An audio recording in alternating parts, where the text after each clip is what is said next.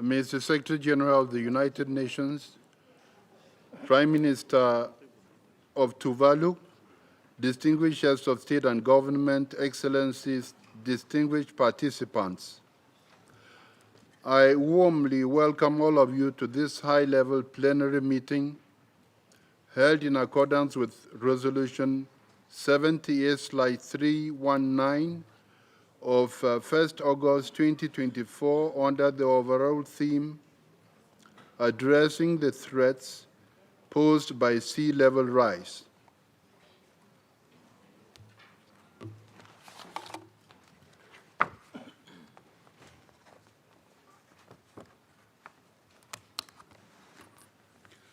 Excellencies, ladies and gentlemen, thank you for joining us today at this high-level meeting on sea level rise.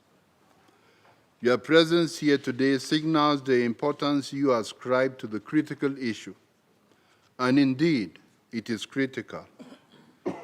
It is estimated that sea levels will rise by 20 centimeters between 2020 and 2050.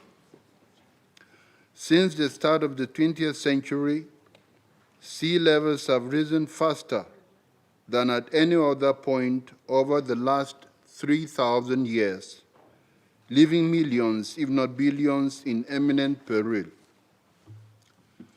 While it may seem incremental to those of us far from the shores, not everyone has the luxury of high ground or the financial resources to take precautionary measures. For those on the front lines, the impacts of rising seas threaten livelihoods, inflict damage to settlements and critical infrastructure, and can, in its most dramatic manifestations, force the displacement of entire island populations and coastal communities. At the moment, it is estimated that up to 1.2 billion people could be forcibly displaced by sea level rise. It is clear that we need a collective response that protects those who call the world's most vulnerable regions home.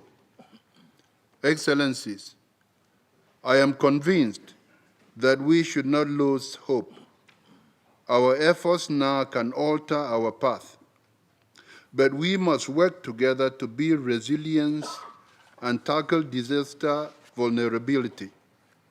We must ensure the development and implementation of climate adaptation strategies, including ensuring reliable early warning systems. We must improve coastal management practices.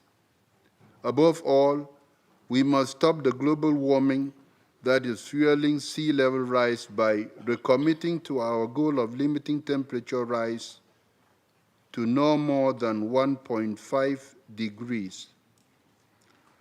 With the nationally determined contributions under the Paris Agreement due next year, we have an opportunity to accelerate our efforts. And before this, at the United Nations Climate Change Conference in Baku, we can work together to boost financing for climate action with the appropriate support provided to those most affected by sea level rise. Excellencies, today's discussion touches upon many aspects of climate change, but it should not be conflated as another climate summit.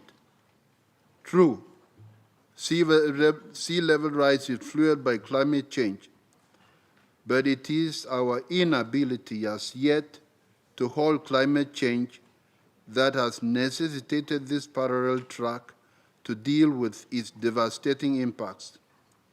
Let me be clear. Even with effective climate action in the long term, we have to reconcile the fact that entire islands are at risk of being lost, entire coastlines are being eroded and are vanishing. These impacts that will affect people as far away as the Pacific Islands or as close as right here in New York City. It is an issue we cannot morally, politically, or financially afford to ignore. It is time to make decisions. It is time to act. I hope that you approach today's discussions with a spirit of cooperation and solidarity and help to lay a path forward for those on the front lines of rising seas. I thank you.